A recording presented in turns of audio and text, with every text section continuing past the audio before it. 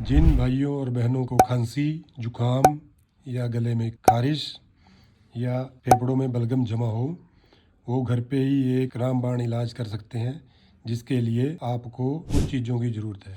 वो चीज़ें हैं 100 ग्राम सौंठ, जिसको ड्राई जिंजर बोलते हैं, 100 ग्राम इलायची, 100 ग्राम दालचीनी, 20 ग्राम काली मिर्च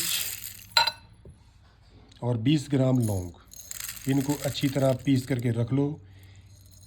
ये आप जैसे चाय पीते हो, चाय के अंदर 4 कप के अंदर आधा चम्मच डाल सकते हो, या इसको पानी में उबाल करके भी पी सकते हो। पानी में उबाल कर पियोगे तो ज़्यादा लाभदायक है।